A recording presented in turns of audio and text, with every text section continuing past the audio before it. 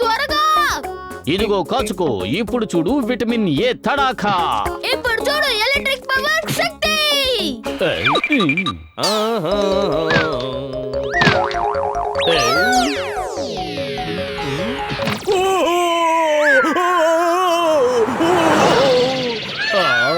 ఎవరు నువ్వు?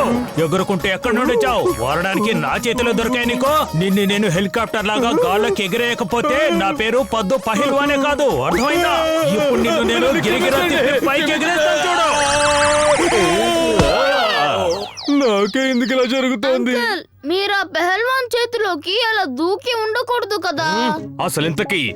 అసలింతకి నన్ను ఫుట్బాల్ తో కొట్టింది ఎవరో చెప్పు. ఇప్పుడే వాళ్ళ సంగతి తేలుస్తాను. చెప్పు, ఫుట్బాల్ తో నన్ను కొట్టింది ఎవరు? మిమ్మల్ని విడిచిపెట్టను. ఇది విచారకరమైన విషయం.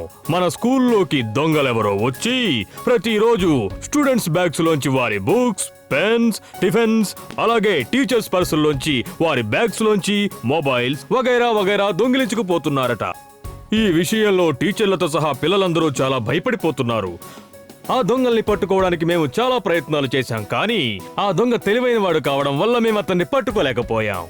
పోనీ పోలీసులకు ఫిర్యాదు చేద్దామంటే స్కూల్ పేరు చెడిపోతుందని భయం. ఇప్పుడు ఏం చెయ్యాలి? సార్, ఆ దొంగని నేను పట్టుకుంటాను, అది కూడా 2 రోజుల్లోనే.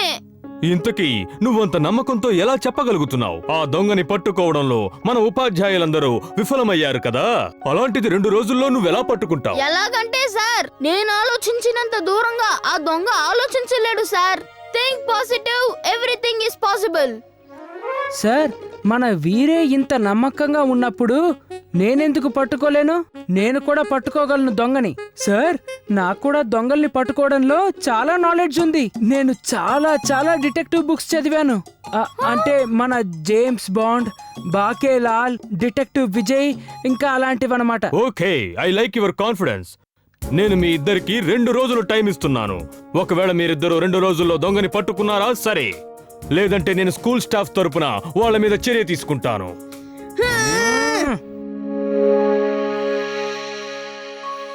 వీర్, నువ్వు ఈ పనిని నీ తలపైన వేసుకుని చాలా తప్పు చేశావు. మన స్కూల్లోని టీచర్లు, స్టాఫ్ ఎవరూ పట్టుకోలేకపోయినా ఆ దొంగని నువ్వు ఎలా పట్టుకోగలవు?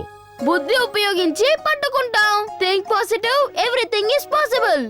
వావ్ వీర్, నీ మాటలతో ఇప్పుడే నా బుద్ధి బల్బులా వెలిగింది. ఇక ఆ దొంగని పట్టుకోవడం చాలా తేలిక. ఎలా? ఇప్పుడే నాకు ఫోన్ వచ్చింది. ఇవాళ సాయంత్రం మన స్కూల్ తనిఖీ చేయడానికి విద్యాశాఖ నుంచి కొంతమంది వస్తున్నారట. అరే, ఇప్పుడేం చేయడం? స్కూల్ పరిస్థితేం బాలేదు. తలుపులకి పెయింట్ కూడా వేయించలేదు. చాలా పాతగా కనిపిస్తున్నాయి. సాయంత్రంలోగా ఎలా వీలవుతుంది?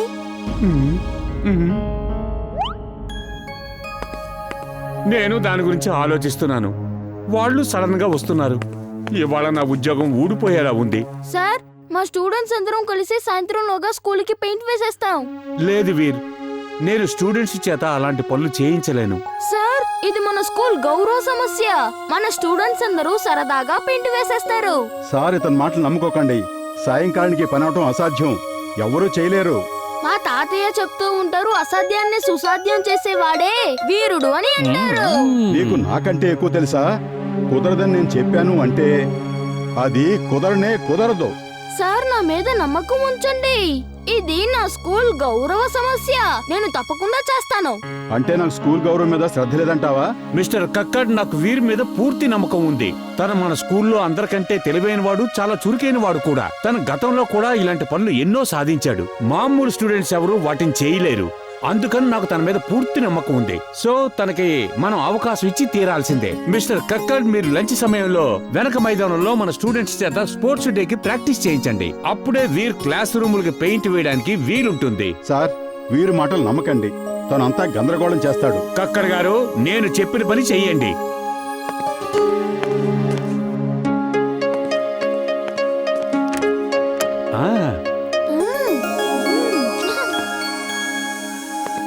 అయ్యా మహానుభావ, పెయింటింగ్ చేస్తానని మాట ఇచ్చేశారు, కానీ చేయడం ఎలా?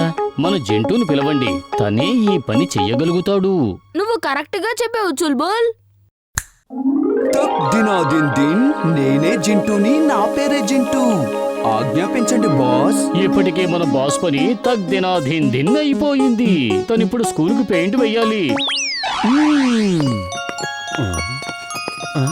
ఇప్పుడు చూడండి.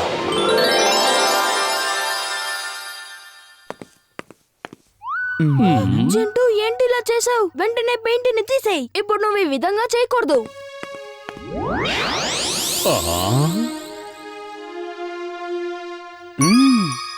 వీర్, కేవలం క్లాస్ రూములకు మాత్రమే పెయింట్ వేస్తే చాలు.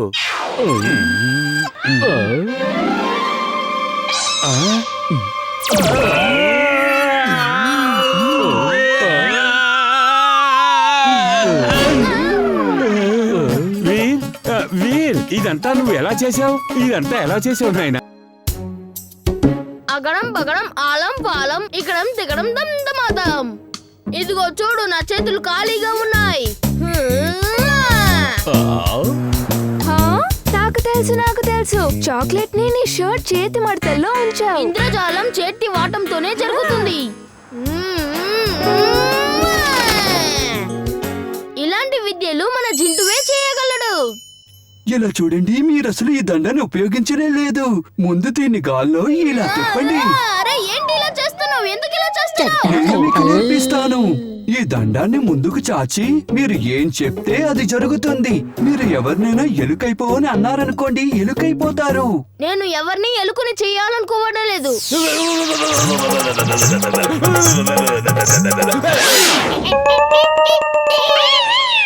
జింటూ ఏంటి ఇలా చేస్తున్నావు?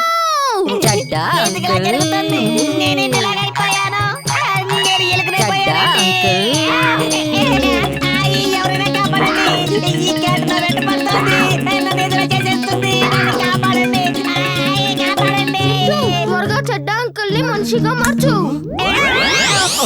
కాపాడండి, ఆ క్యాట్ ఏదో ఒకటి చేసేస్తుంది.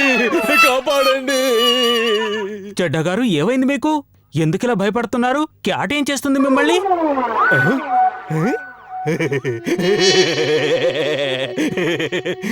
అదే కదా, నాకెందుకో కాసేపు నేను ఎలుకనైపోయినట్టుగా అనిపించింది. చాలా వింతగా ఉంది కదూ.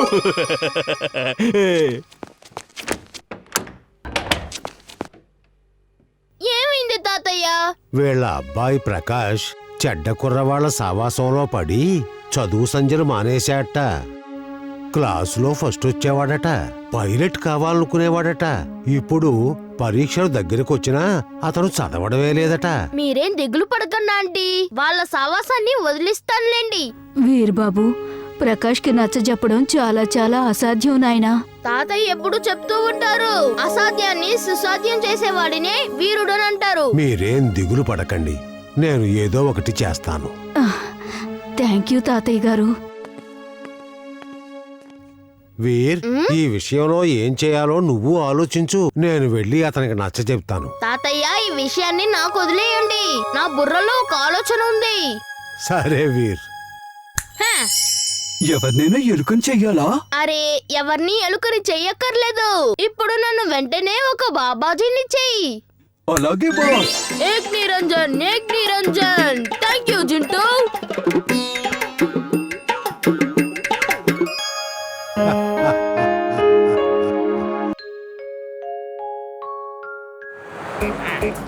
చుల్బుల్, త్వరగా వెళ్ళు, మనం స్కూల్ కి లేట్ అయిపోతాము.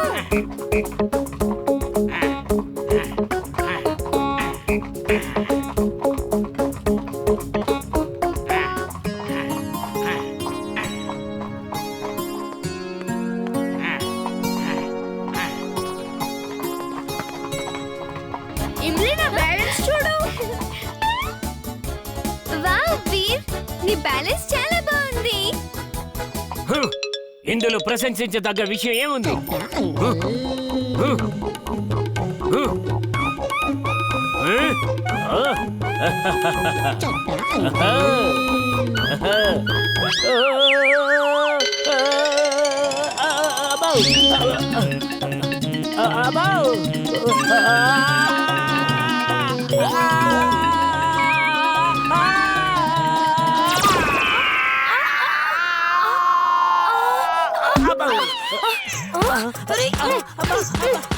లేదు లేదు, నా వల్ల తప్పు జరిగింది, నన్ను క్షమించండి.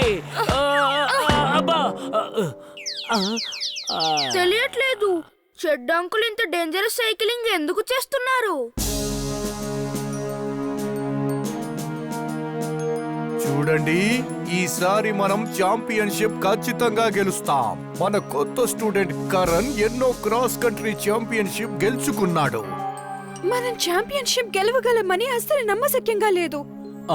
ప్రతి సంవత్సరం ఆ ఇంటర్నేషనల్ స్కూల్ వాళ్ళు చీటింగ్ చేసి గెలుస్తున్నారు. వాళ్ళ ప్రిన్సిపల్ కురానా చాలా చెడ్డ మనిషి.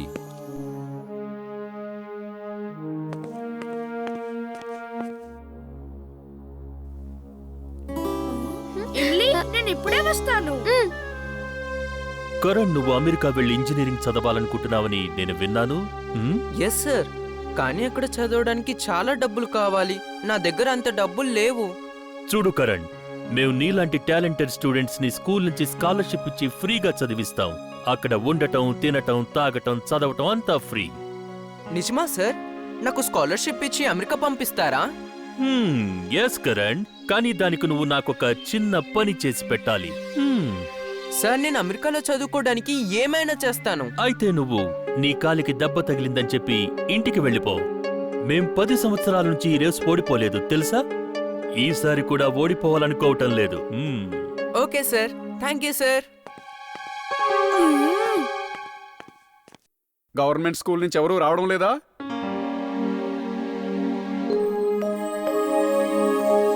వీర్, నువ్వు చాలా చిన్నపిల్లాడివి. ఇంత పెద్ద పిల్లలతో ఆడి గెలవటం ఇంపాసిబుల్.